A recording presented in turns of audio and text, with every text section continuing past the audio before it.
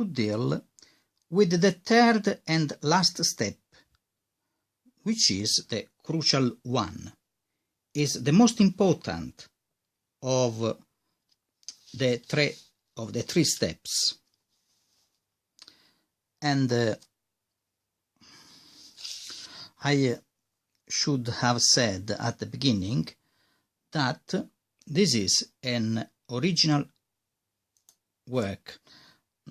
So I go on now.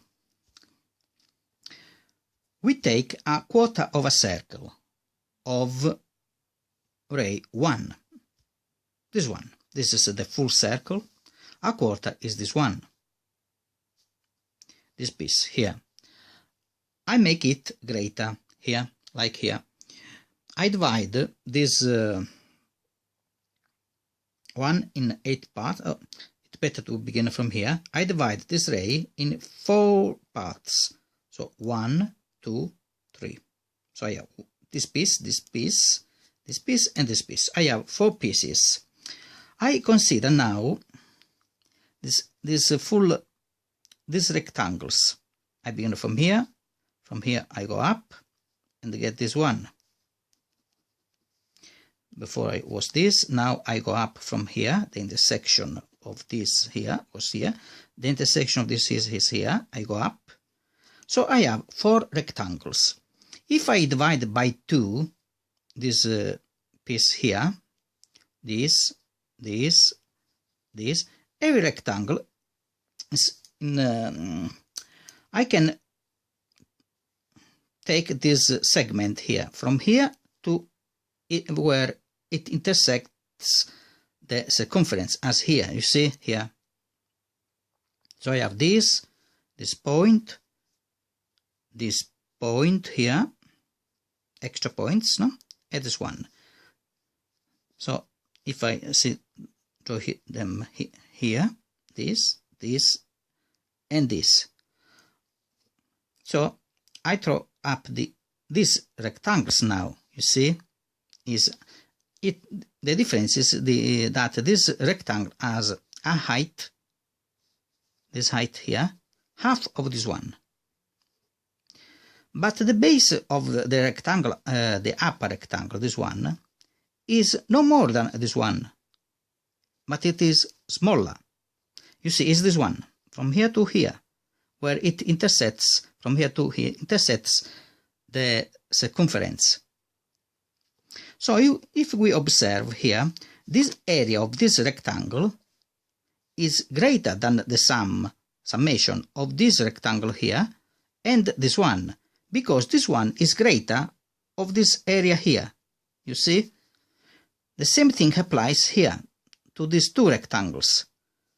And here, the rectangle is as this, as area greater. The piece which is missing here, you see?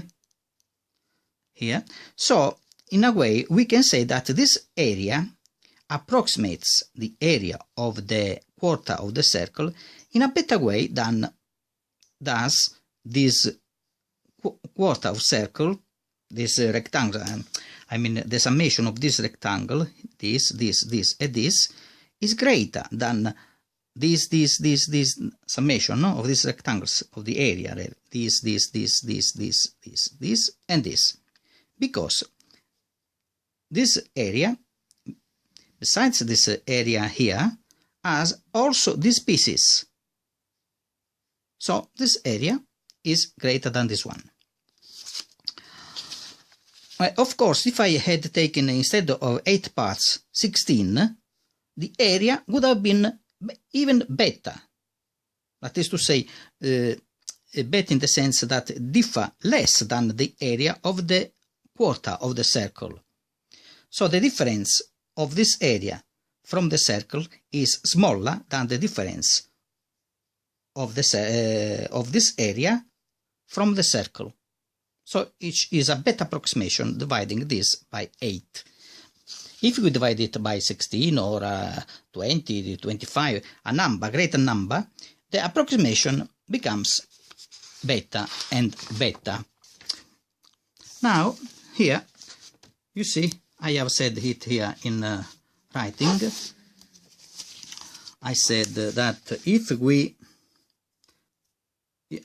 I divide theta, the ray of the quarter of the circle, its ray, this is the ray. If I divided, I said if I divided by 16 instead of just 8,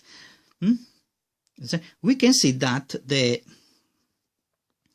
summation of the area of the rectangles becomes near to the area of the quarter of the circle, nearer. It improves in some way the measure of the area that we want to find, which is the area of the quarter of the circle.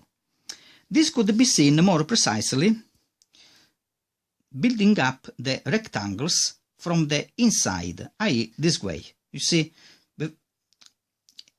before we did do this from the inside. The rectangle, instead of going here, we stop here. So consider this rectangle here, this rectangle here, this rectangle here, and do the summation of this, and this, and showing that given n, the difference between the summation of the external rectangles and the summation of the internal rectangles becomes smaller and smaller as we please. So the summation of the area of the external rectangles tends to be equal to the area of the quarter of the circle. This is the approximation, no?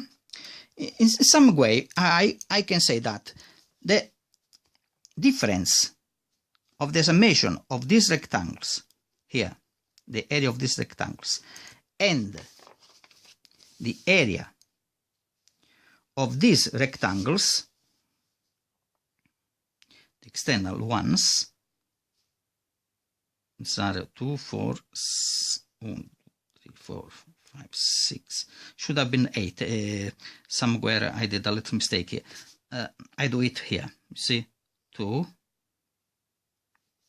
here, 2 here, 2 here, and 2 here. You see? So this one is the internal is this one. The internal here is this one. The internal here is this one. The internal here is this one. The internal this is this one. The internal here is this one. The internal here is this one. So the summation of because 1, 2, 3, 4, 5, 6, 7, we have 7 rectangles. We take this away. 7 rectangles. The summation of these 7 rectangles becomes very near to the summation of these rectangles, which are 8 rectangles.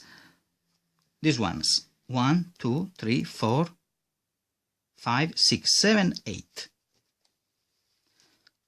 So if we compare these rectangles here with this and do the summation of the area, when we increase the number of the rectangles, we can see that their difference becomes smaller and smaller, as I said just before.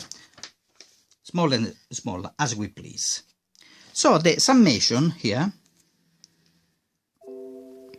of the area of the external rectangles tends to be equal to the area of the quarter of the circle, as I just said before.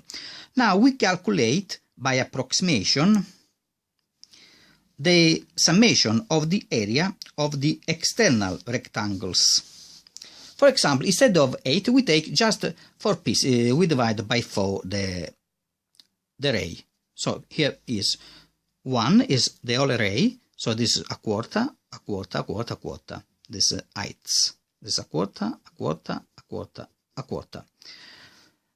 The external rectangles becomes this one. This, so this, and this.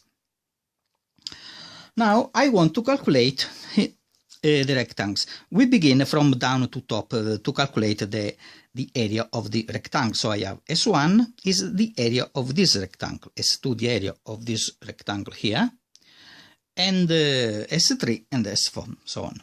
So the area of S1 is this, the base, which of course it is 1, it's obviously 1 because 1 is the ray, and the height. The height is a quarter, so 1 multiplied 1/4. This is the area of S1. The area of S2 is its base, this one, till here. You can see also here on top, here, multiplied by this, which is again a quarter, this one, but its base, which we have to calculate its base. And this is the very crucial point. The base of this rectangle is given by the Pythagorean theorem. You see, this squared minus this squared, and then the square root of this difference, this way. Given by the Pythagorean theorem, base equals square root of the ray, which is 1, minus 1 squared, minus 1/4 of squared. So this minus this squared minus this squared, I have this the square of this. So to find this, which is equals to this base here, I have to do the square root. And so S2 equals 1/4, doing the calculation 1/4, so I put here the height, times square root of 1 squared, this the ray, minus 1/4 squared, 1/4 squared, this one. And so I get this. Times this, I get this area, S2. You see here, 1/4 multiply this. S3 is a similar way. It becomes 1/4, this one, this height, times the square root of this ray here, you see this ray, minus this, the square of 1, which is 1, minus this one squared, which is twice this, 1, 2. So 2 times 1/4 squared. And so this is S3. Again, simply because 1 squared is 1, becomes this one, 2/4 squared. This is S3. S4, the same, which is the last in our case, becomes S4. Now I have S4. 1/4 times square root 1 minus 3/4 squared. And the summation becomes this, S1 plus S2 plus S3 plus S4, S4 equals 1/4, which is put in evidence, multiplied all this summation here. 1 plus square root 1 minus 1/4 squared till here, 3/4 squared. And this is by approximation. That is, this is equals by approximation to 1/4 of the area of the circle. Cioè, this summation is equals by approximately 1/4 of AC. This way, I can write 1/4 of AC is equals approximately S1 plus S2 plus S3 plus S4. And so, because S1 plus S2 plus S3 plus S4 is this, I can put instead of this, I can put this number here, this way. I can call here this summation, this result. Now, reminding